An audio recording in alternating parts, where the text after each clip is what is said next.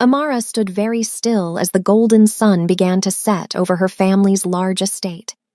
A long banner that said "Congratulations" blew gently in the wind, but the words felt like a lie to her.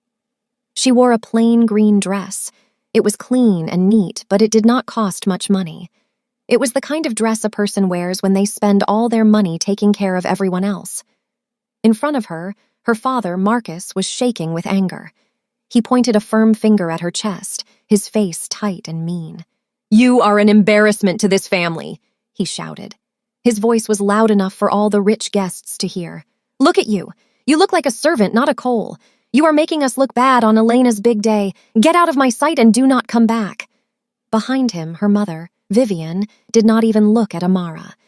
She was too busy hugging Elena, who looked perfect in a shimmering champagne gown.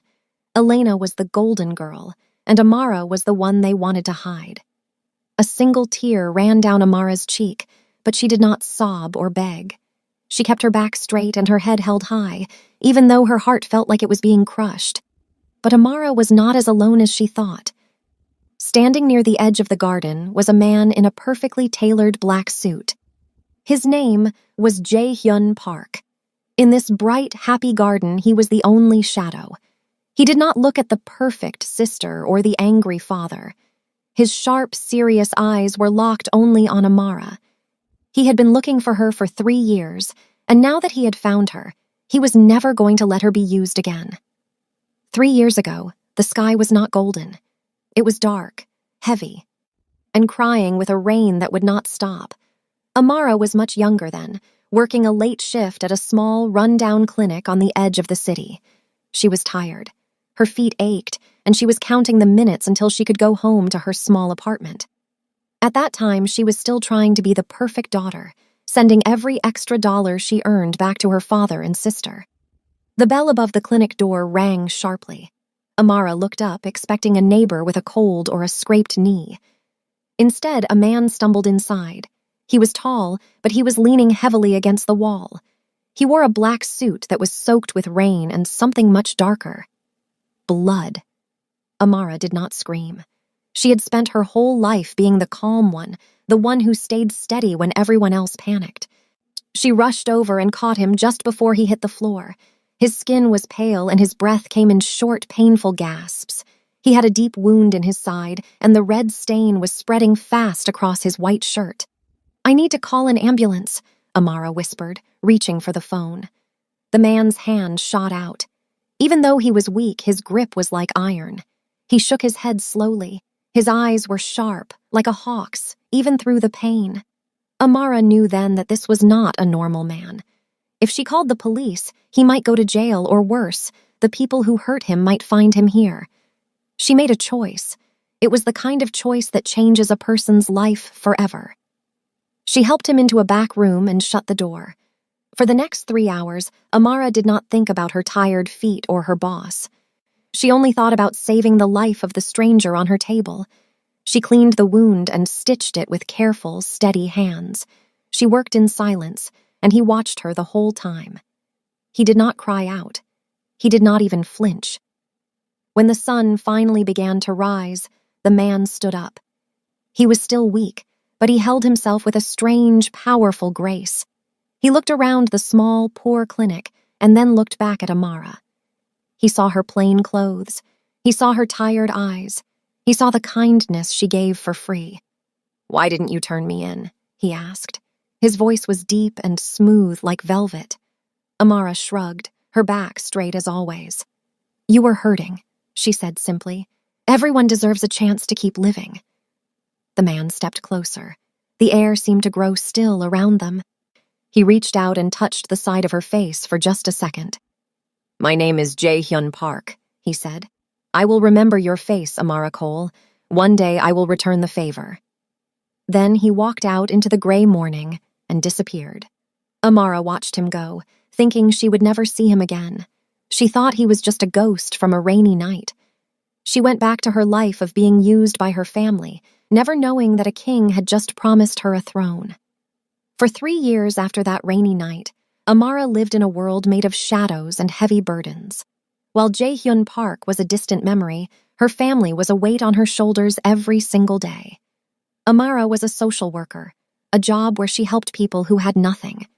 She was good at it because she knew exactly what it felt like to give everything away until there was nothing left for herself.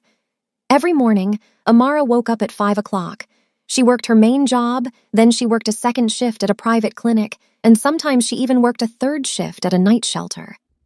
Her hands were often dry from washing them so much, and her eyes were always red from lack of sleep. She lived in a tiny studio apartment with a bed that squeaked and a kitchen that only had room for one person. She ate simple meals like soup and crackers so she could save every penny she earned. But that money did not stay in her bank account for long. Elena lived in a very different world. She lived in a beautiful apartment in the center of the city, with large windows that looked out over the bright lights. Her closets were filled with silk dresses, handmade shoes, and bags that cost more than Amara's rent for an entire year. Elena did not have a real job.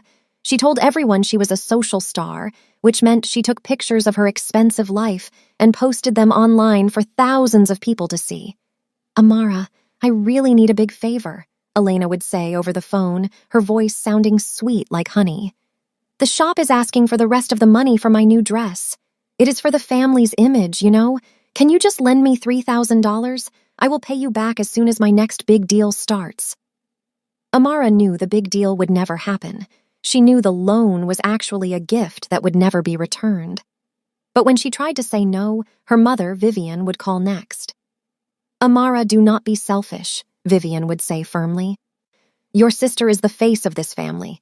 She is going to marry a very rich man soon. If she looks poor, we all look bad. You are the strong one, Amara. You have a steady job. It is your job to help her." So Amara would sigh and send the money. She watched her savings disappear to pay for Elena's parties, Elena's hair appointments, and Elena's fancy dinners. Elena would post a photo of herself at a 5-star restaurant, smiling and glowing, while Amara sat in her quiet apartment eating a piece of toast. Elena never said thank you. She treated Amara like a bank that was always open. She treated Amara like a servant who was lucky to even be part of the family. Amara was the floor they walked on, the engine that kept their expensive life moving, and the wall that kept the cold out. She was the pedestal that Elena stood on so she could look tall and beautiful. Without Amara's hard work, the golden girl would have had nothing at all. But in the Cole family, the person who does all the work is always the one they forget to love. Amara walked away from the bright lights of the estate. Her feet hurt in her simple shoes, and the cold night air felt like needles against her skin. Behind her, she could still hear the faint sound of music and people laughing. They were celebrating Elena's future, a future built on Amara's tired bones. Her father's words kept ringing in her ears, louder than the music. "You are an embarrassment." She reached the end of the long, paved driveway where the iron gates stood tall. She had no car and nowhere to go. She had given her last paycheck to her mother just 2 days ago to pay for the flowers at this very party. Now, she was standing on the side of the road with nothing but a single tear drying on her cheek. Suddenly, a pair of bright headlights cut through the darkness. A large, sleek black sedan pulled up beside her. It moved silently, like a shark in deep water. The car looked more expensive than the house she had just been kicked out of. The engine hummed quietly, and for a moment, Amara felt afraid. But she did not move. She had already lost everything. What was there left to fear? The back window rolled down slowly. The interior of the car was dark and smelled of expensive leather and cool rain. Sitting in the shadows was the man from the garden, the man from the rainy night 3 years ago, Jae-hyun Park. He looked at her with eyes that seemed to see right through her green dress and into her soul. "Get in, Amara," he said. His voice was calm, but it held a power that made her feet move before she could even think. Amara opened the door and sat on the soft leather seat. The car was warm, a sharp contrast to the cold world outside. As the car began to move, she looked out the window at her family's home. It looked small and hollow from a distance. "I thought you were a ghost," Amara whispered, her voice shaking just a little. Jae-hyun did not look at her yet. He kept his eyes on the road ahead. Ghosts only appear to people who are already haunted, he replied. You have been haunted by that family for a long time. Amara looked down at her hands. They were the hands of a worker, rough and tired. My father said I was weak. He said I didn't fit in because I wasn't enough. Jae-hyun finally turned his head. His gaze was sharp and steady. Your father is a liar, he said firmly. They didn't throw you away because you were weak, Amara. They threw you away because they are finished using you. You were the shield they held up to protect themselves from the wind. Now that the sun is out for Elena, they think they don't need the shield anymore. The words hit Amara harder than her father's shout. She had spent her whole life thinking she was being helpful, but she was really just being used up. Jae-hyun leaned closer, his dark suit blending into the shadows of the car. But they made a mistake, he added, his voice dropping to a low, dangerous tone.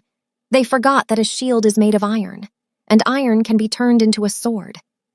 Amara looked at him. And for the first time in her life, the sadness in her heart began to turn into a spark of something hot and sharp. She wasn't just a daughter or a sister anymore.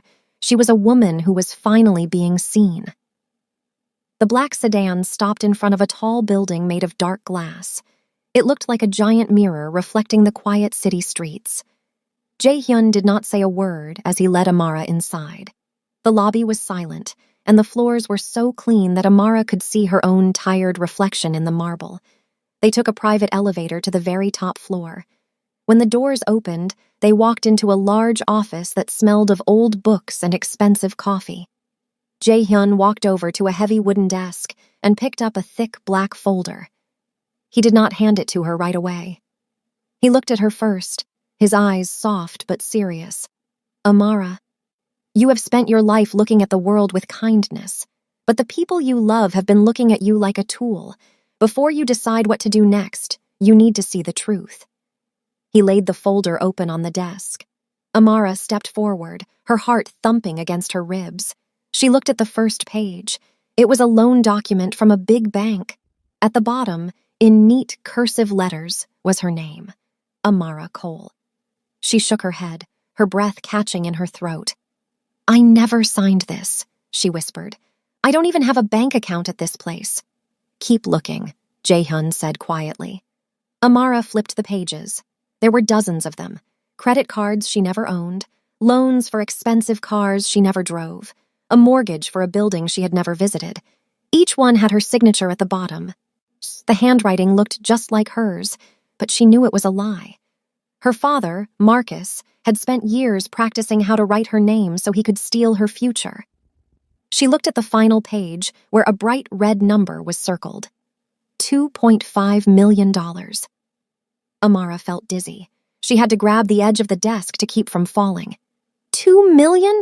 She gasped. How? Why would he do this? Your father's business has been failing for years, Jae-hyun explained.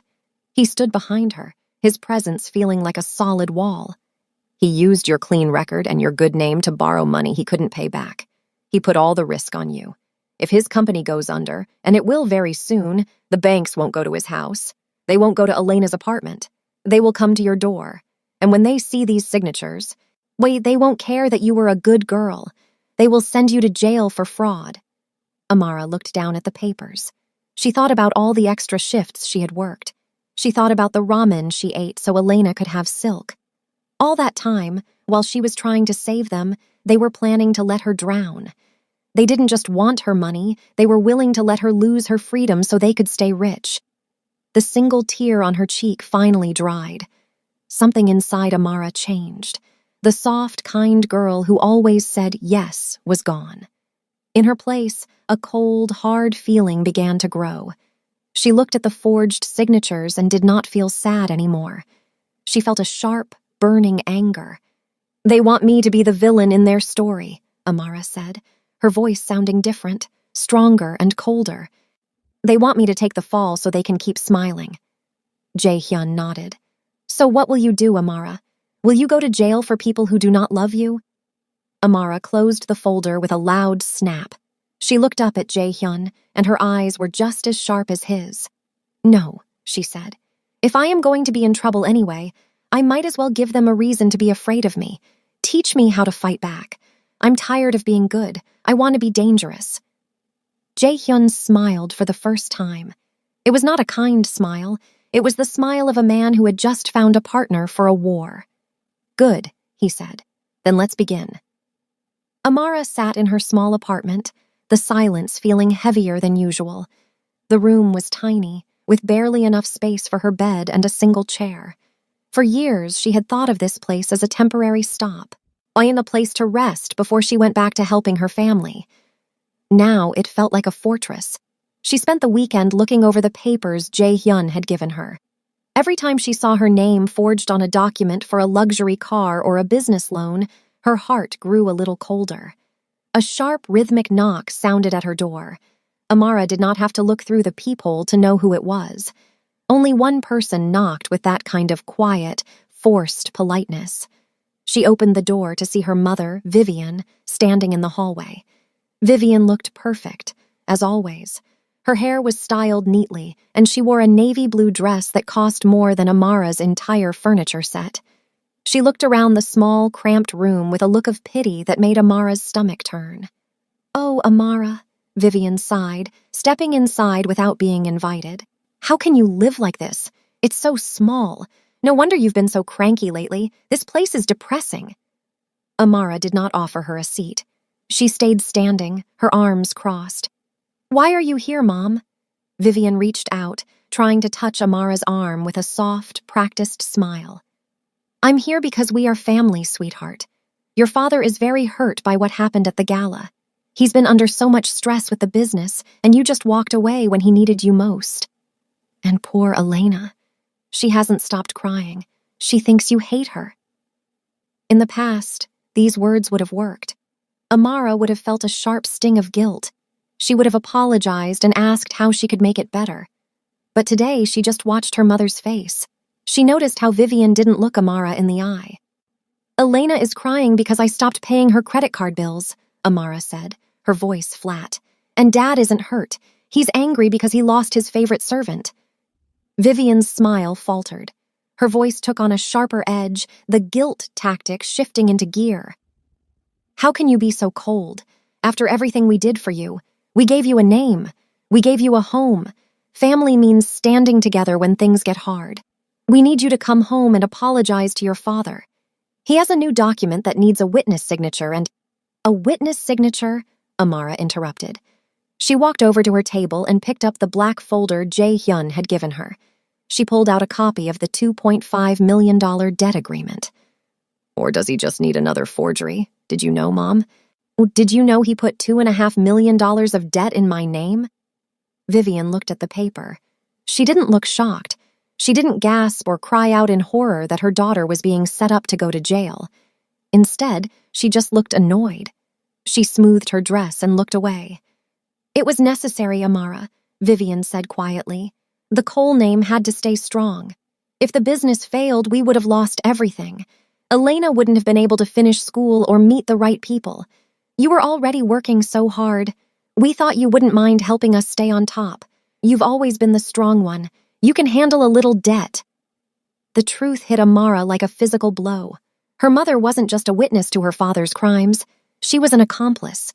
She had sat at dinner with Amara for years, eating food Amara paid for, while knowing that Amara was being pushed toward a prison cell. "A little debt?" Amara's voice was a whisper of pure ice. "You were going to let me go to jail so Elena could have silk dresses. You knew. You both knew." "Don't be dramatic," Vivian snapped, her elegant mask finally slipping off.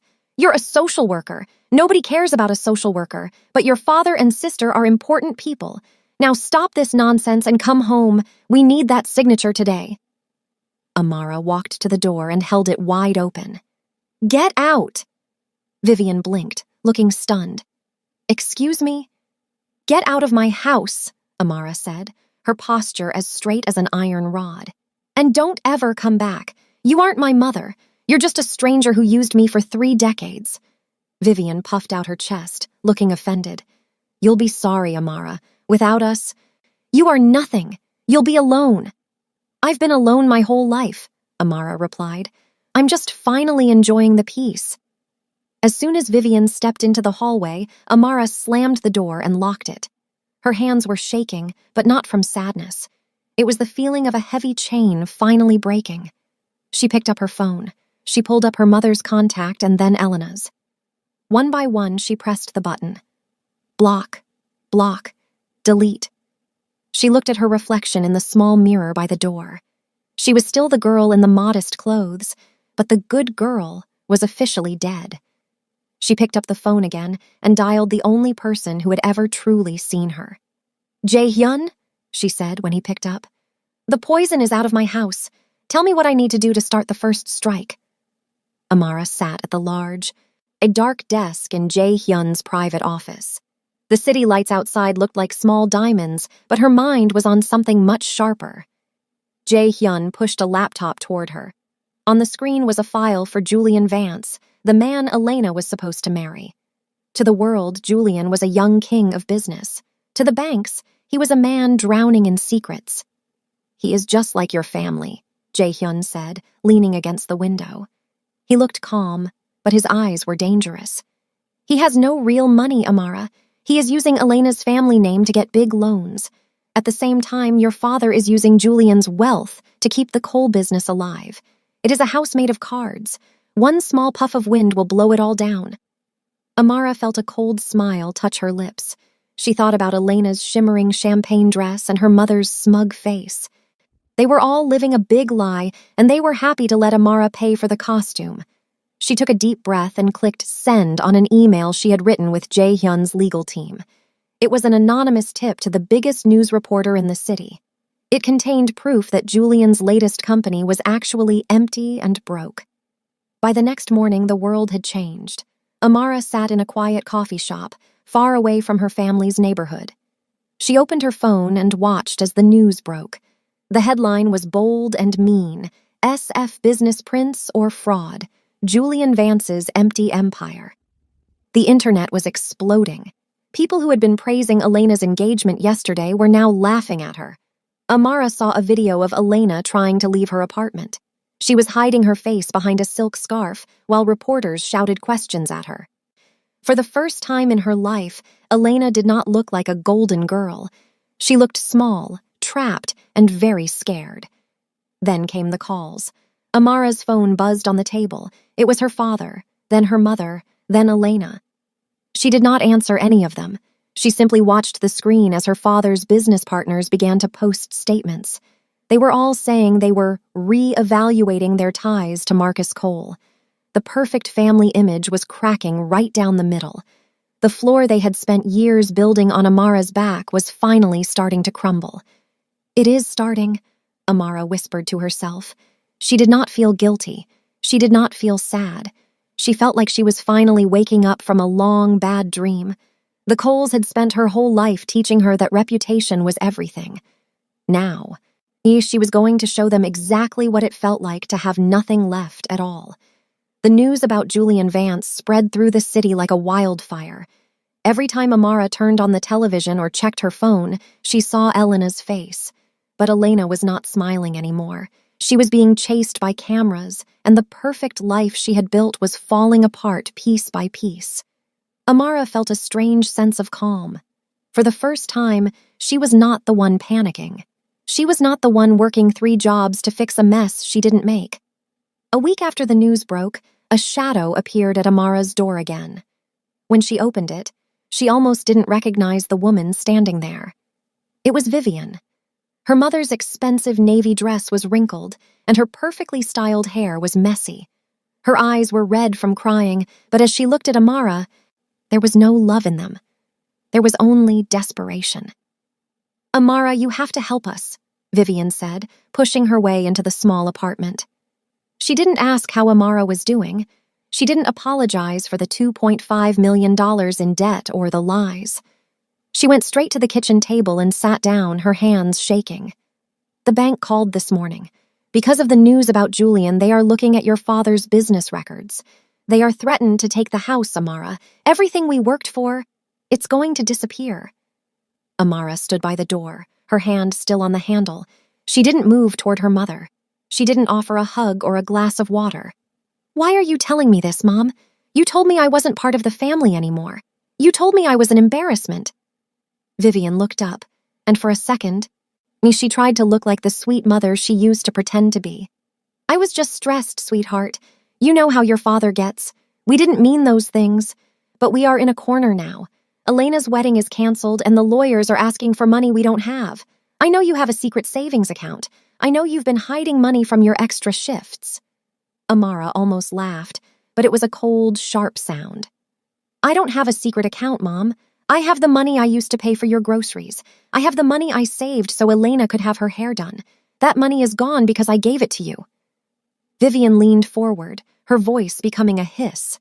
"Then find it. Take out a loan. Ask that man you were with, that Korean man in the black car. He looks rich. If you just give us $50,000, we can pay off the most aggressive reporters. We can save the family image. Do you want your sister to be a joke for the rest of her life? Do you want us to be homeless?" Amara looked at her mother and finally saw the truth clearly. Vivian didn't care that Amara was facing prison. She didn't care that Amara was living in a tiny room while they lived in a mansion. She only cared about the image. She only cared about the reputation. She was a hunter, and Amara was the prey she had caught in her trap. "No," Amara said. The word was small, but it felt as heavy as a mountain. Vivian blinked, as if she didn't understand the word. "What did you say?" "I said no," Amara repeated, her voice getting louder and steadier. "I am not giving you another penny. I am not signing another paper. I am not saving Elena, and I am not saving Marcus. You used my name to build a mountain of lies, and now that mountain is falling on you. I am not going to stand under it and let it crush me just so you can stay dry." Vivian stood up, her face turning ugly with rage. "You selfish, ungrateful girl. We raised you. We gave you everything. If you don't help us, I will tell everyone that you were the one who stole the money. I will tell the police it was all your idea." Amara didn't flinch. She thought of Jae-hyun and the black folder filled with proof of her father's forgeries. She thought of the first strike they had already planned. "Go ahead and tell them, Mom," Amara said, opening the door wide. "But remember one thing. I'm a social worker. I have spent my life helping people tell the truth, and the truth is, I don't belong to you anymore." Vivian let out a scream of frustration and marched out into the hallway. "You'll regret this, Amara. You'll be nothing without us." Amara watched her mother walk away until she disappeared around the corner. She closed the door and leaned her back against the wood. Her heart was beating fast, but she felt a strange, light feeling in her chest. For 34 years, she had been the yes girl. Today, she had finally found the power of no. She picked up her phone and sent a message to Jae-hyun. "She came. She asked for more. I said no. I'm ready for the next move."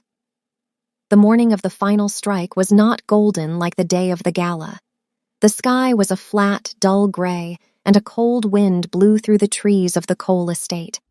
Amara sat in the back of Jae-hyun's black sedan as it pulled up to the edge of the property.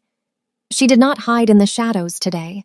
She wore a simple, dark coat, and her face was as calm as a frozen lake. In front of the house, the scene was chaos. 3 blue and white police cars were parked across the driveway, their lights flashing red and blue against the white stone walls of the mansion.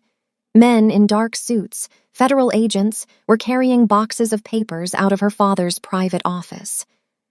Amara watched as they walked past the flower beds she had paid for and the fountain she had spent her weekends cleaning. Marcus was standing on the front porch.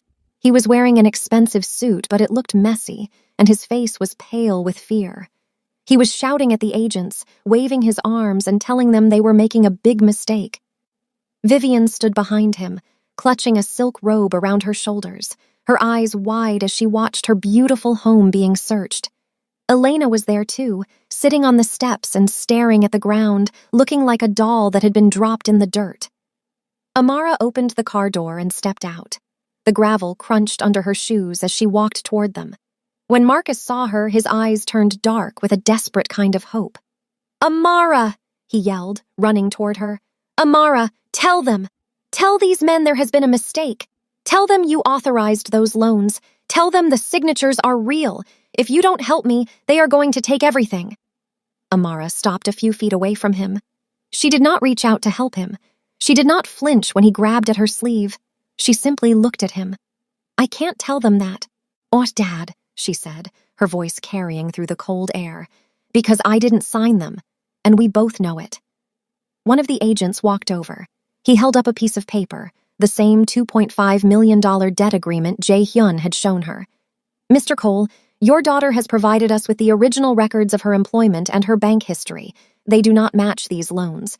We have also found the practice sheets in your desk where you were learning to copy her handwriting." Marcus fell silent. He looked at the paper, then at the agents, and finally at Amara. For the first time in his life, he didn't look powerful. He looked like a small, broken man who had run out of people to step on. Behind him, a worker from the estate began to untie the long "Congratulations" banner that had been hanging above the door since the gala. It was dirty now, stained by the rain and the wind. As the worker pulled the rope, the banner fell. It didn't float gracefully. It dropped like a heavy, wet rag and landed in the mud of the driveway.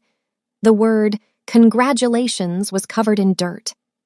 Vivian ran forward, her voice high and shaky. "Amara, how could you do this? We are your family, this house, the cars, Elena's future. It's all going to be gone. Who is going to take care of us?" Amara looked at her mother, then at her sister, and finally at her father.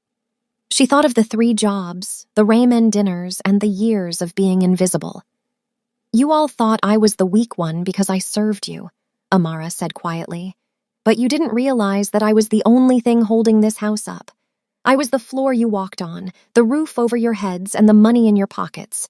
You pushed me out because you thought you didn't need me anymore, but you forgot that when the floor leaves, the whole house falls down." The agents led Marcus toward one of the cars. He didn't fight them anymore. He just walked with his head down.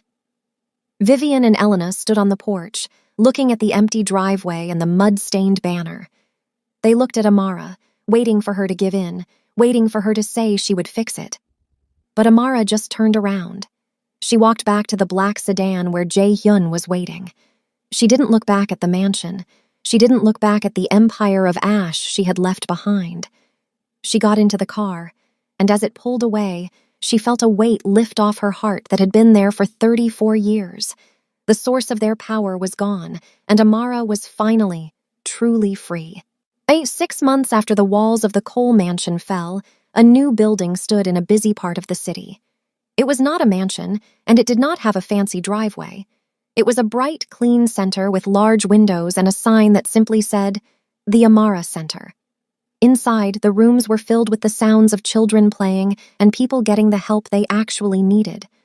This was Amara's dream, and for the first time in her life, she was the one in charge of it.